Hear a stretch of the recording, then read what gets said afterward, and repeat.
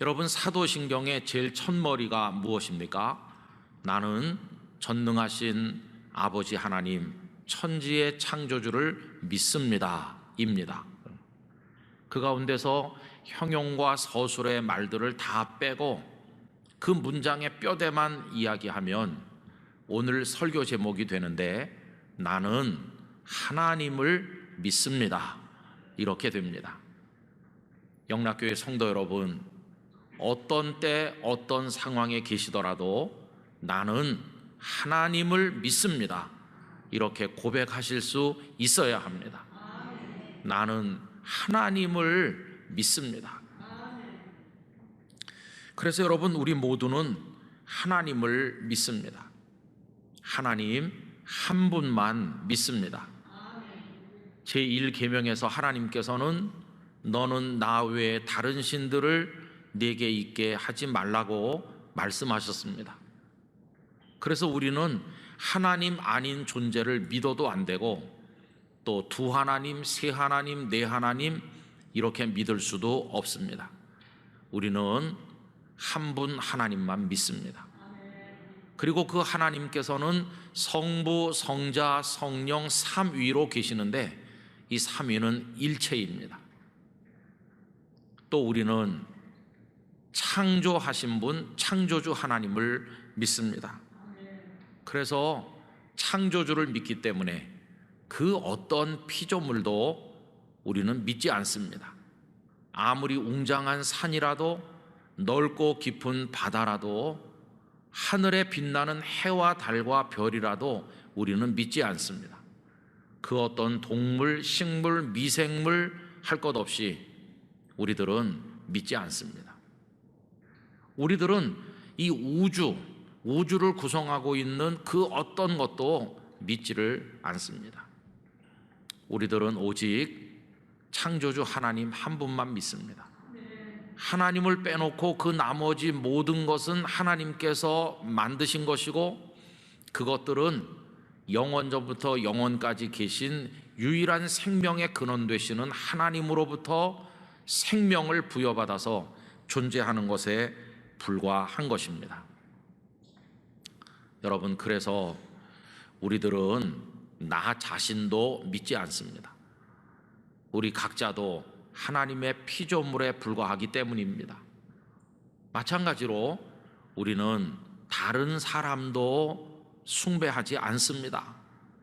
최고 권력자도, 돈이 많은 재벌도, 지식이 엄청난 석학도, 잘생긴 미남 미녀도, 육체적 정신적 능력이 탁월하고 재주가 많은 스타도, 그 어떤 사람도 우리는 믿지 않습니다.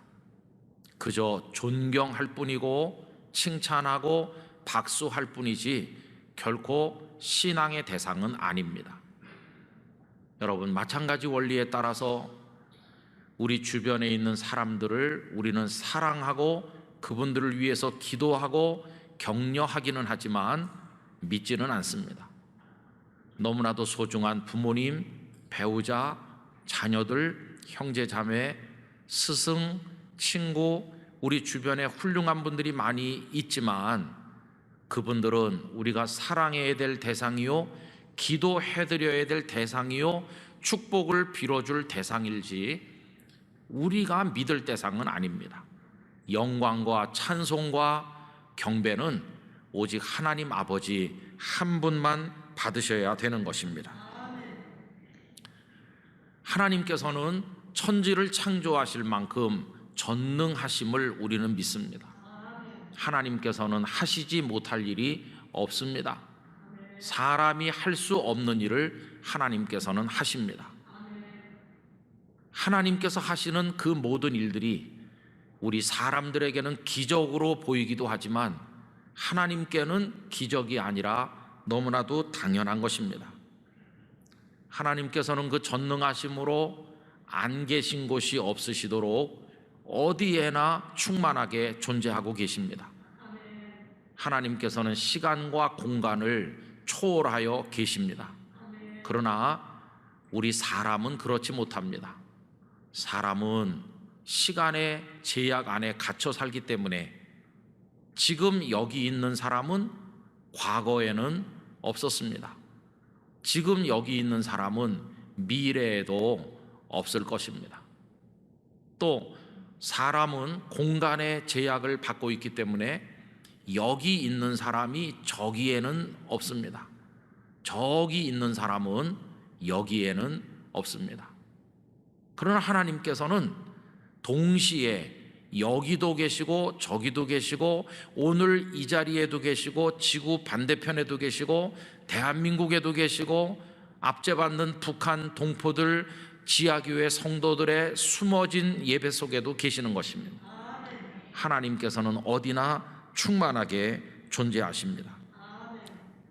또 하나님께서는 전지하신 분임을 우리는 믿습니다. 하나님께서는 모르시는 것이 없으십니다.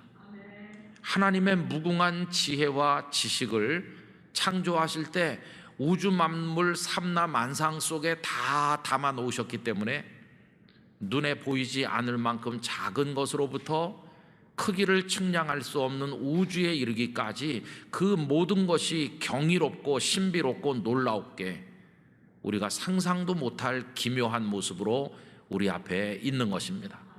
그것들 속에 지혜와 지식의 근본이신 그 하나님의 모든 것이 담겨져 있기 때문입니다. 하나님께서는 전지하시기 때문에 그 앞에 숨길 수 있는 게 존재하지 않습니다. 아무리 우리가 우리의 허물과 죄를 꼭꼭 숨긴다고 할지라도 하나님께서는 다 알고 계십니다. 그래서 우리 사람들이 하나님 앞에서 할 일이라고는 이미 알고 계신 그 사실을 더 이상 은폐하려고 어리석게 시도하지 말고 그것을 솔직하게 인정하고 우리의 입술로 고백함으로써 이미 알고 계신 하나님 앞에 무릎을 꿇는 것뿐인데 그걸 가리켜서 우리는 회개라고 이야기합니다. 여러분, 하나님께서는 그 전능하심과 전지하심을 가지시고 이 세상을 운행하고 계십니다. 창조만 해놓으시고 손을 떼신 하나님이 아니십니다. 여전히 그것들을 움직이고 계시고 거기에 복을 내려주고 계시고 이끌고 계시는데 창조 세계를 계속해서 운행하시는 이 하나님의 일을 섭리라고 부르는 것입니다. 여러분, 하나님의 섭리가 계속되기 때문에 하루 24시간 그리고 봄, 여름, 가을, 겨울 사철이 순환하고 하늘에 비가 내려서 땅에 작물이 자라고 이 땅에 많은 생명들이 그것을 먹고 살도록 하는 이 모든 존재가 가능하게 되는 일들이 하나님의 섭리로 인해서 이루어지고 있는 것입니다. 여러분, 그 섭리의 은총을 지금 우리도 그대로 다 받고 있습니다. 우리에게 생명과 시간이 주어진 것, 그리고 우리가 지금 숨을 들이마시고 내쉬면서 호흡하면서 이 자리에 앉아서 하나님께 경배를 드릴 수 있는 모든 것 또한 이 하나님의 손길이 우리를 한순간도 놓치지 않고 붙들고 계시기 때문입니다. 이 하나님의 섭리의 은총에서 예외가 되는 사람은 단 한 사람도 없습니다. 심지어는 하나님을 대적하고 하나님께 반항하는 악한 자들에게까지도 하나님께서는 햇빛을 비추시고 비를 내리시며 먹거리를 주시며 그들도 숨쉬며 이 땅에 살게 하시는데 이 세상 모두에게 내려주시는 이 하나님의 은총을 우리는 일반 은총이라고 부르기도 합니다. 여러분, 그 하나님께서는 당신의 전능하심과 그 전지하심을 사용하실 때 사랑이라는 원리를 통해서 행하십니다. 세상에 어떤 힘 있는 자들은 악한 동기와 목적을 가지고 그 힘을 악하게 휘두르기도 하지만 그런 독재자, 그런 악한 사람들이 세상에 많지만 하나님께서는 그 전능하심도 그 전지하심도 우리를 사랑하는 마음으로 사용하신다는 것입니다. 그래서 사랑의 원리를 따라서 우리에게 은혜와 복을 허락하여 주시는 것입니다. 성도 여러분, 우리는 바로 그 하나님을 믿습니다. 그래서 우린 어디서나 나는 하나님을 믿습니다라고 고백을 해야만 될 것입니다. 여러분, 그런 창조주이시며 우리를 오늘까지 붙들고 계신 하나님을 믿는다는 것은 도대체 우리 삶에 그것을 어떻게 적용하는 것을 말하는 것일까요? 우리는 그것을 다윗을 통해서 몇 가지로 정리를 해보고자 합니다.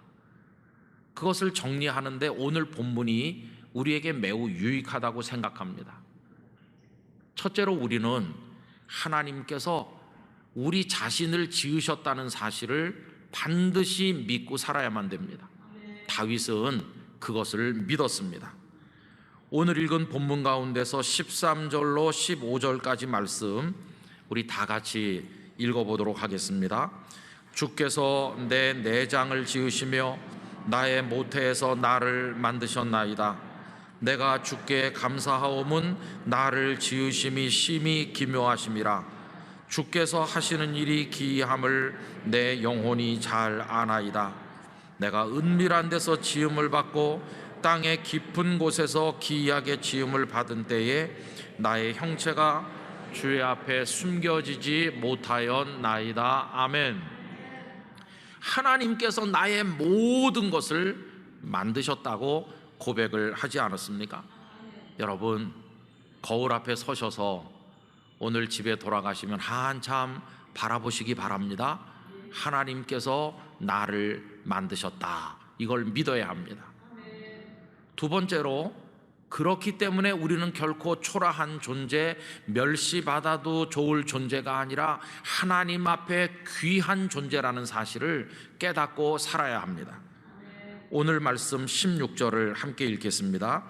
내 형질이 이루어지기 전에 주의 눈이 보셨으며 나를 위하여 정한 날이 하루도 되기 전에 주의 책에 다 기록이 되었나이다. 아멘. 우리가 이 땅에 태어나면 등록을 합니다. 주민등록번호를 받기도 합니다. 그렇게 기록이 됩니다. 그런데 우리를 위해서 정한 날이 아직 시작도 되기 전에, 다시 말해서 우리가 이 땅에 태어나기도 전부터 하나님의 책에는 우리가 기록되어 있습니다. 하나님은 우리를 보고 계신 것입니다. 다윗이 어린 시절에 목동이었는데 사무엘이 방문했을 때 아버지 이새가 그를 부르지조차 않았고 형님들도 그를 별로 탐탁하게 여기지 않은 흔적들이 여러 군데 나옵니다. 그렇게 무시당할 수도 있습니다. 그러나 하나님께서는 절대로 그 누구도 무시하거나 멸시하지 않으시는 분이십니다. 우리는 길거리에서 사람들의 발꿈치에, 사람들의 발뿌리에 툭툭 차이는 돌멩이처럼 초라한 존재가 아닙니다. 얼마나 하나님께서 우리들을 귀하게 여기시는지, 하나님께서 나를 끔찍이도 소중하게 여기신다는 걸 확신한다면 그 어떤 열등감도 세상에 설 자리가 없게 될 것입니다. 여러분, 하나님께서 나를 소중하게 여기신다는 이 사실을 믿고 살아가시기를 바랍니다. 또 셋째로, 우리들은 하나님께서 나에 대해서 다 알고 계시다는 것과 내가 하나님의 눈앞에서 도망할 수 없을 만큼 나를 보고 계시다는 사실을 인정하면서 살아야 합니다. 다윗은 그것을 다 인정했습니다. 우선 하나님께서 나를 속속들이 알고 계시다. 여러분, 139편 1절로 4절까지 제가 말씀을 읽어드리겠습니다. 여호와여, 주께서 나를 살펴보셨으므로 나를 아시나이다. 주께서 내가 앉고 일어섬을 아시고 멀리서도 나의 생각을 밝히 아시오며 나의 모든 길과 내가 눕는 것을 살펴보셨으므로 나의 모든 행위를 익히 아시오니 여호와여, 내 혀의 말을 알지 못하시는 것이 하나도 없으시니이다. 내 생각, 내 말, 내가 앉고 일어서고 눕는 나의 모든 행동과 이 동작 하나하나까지 하나님께서는 다 알고 계시다. 이것이 무엇을 의미하는지는 성도님들이 다 해석할 수 있으실 겁니다. 그 다음에 다윗은 그러기 때문에 어디에도 하나님의 눈을 피해 갈 곳이 없다는 사실을 인정하고 있는데 139편 7절로 10절을 읽어드립니다. 내가 주의 영을 떠나 어디로 가며 주의 앞에서 어디로 피하리이까? 내가 하늘에 올라갈지라도 거기 계시며 스올에 내 자리를 펼지라도 거기 계시니이다. 내가 새벽 날개를 치며 바다 끝에 가서 거주할지라도 거기서도 주의 손이 나를 인도하시며 주의 오른손이 나를 붙드시리이다. 하늘 끝에, 땅 끝에, 바다 끝에 어디 가서 있어도 하나님의 눈은 우리를 보고 알고 계신 것입니다. 하나님께서 나를 아시고 내가 어디 있든지 피할 곳이 없도록 다 보고 계시다는 이 사실이 때로는 두렵기도 하고 때로는 불편하게 여겨질 수도 있습니다. 그러나 여러분, 하나님을 사랑하고 하나님의 사랑을 받는 행복 가운데 하나님의 품 안에 사는 사람에게는 이것이 두려움이거나 불편함이 아니라 하나님께서 나를 속속들이 아시고 내가 어디로 행하든지 다 보고 계시다는 것이 오히려 큰 위로가 되고 은혜요 기쁨이 될 것입니다. 세상 사람들이 나를 몰라줘도 하나님은 나를 아시고, 세상 사람들이 나를 무시해도 하나님은 나를 귀하게 여기시고, 세상이 나를 잊는다 할지라도 하나님은 내가 어디 있든지 보고 계시다. 여러분, 지난 주일 미디안 광야, 사람들은 모세를 잊었지만 하나님께서는 가시떨기 나무 가운데 계시는 자로 모세에게 나타나지 않으셨어요. 그 하나님이 우리의 하나님이시고 우리는 그 하나님을 믿고 사는 것입니다. 마지막으로 우리를 향한 하나님의 생각이 보배롭고 그 수를 셀 수 없이 많으므로 그 하나님의 생각과 선한 계획에 우리들의 인생을 송두리째 맡기고 살아가시기를 바랍니다. 오늘 본문 17절과 18절 같이 읽겠습니다.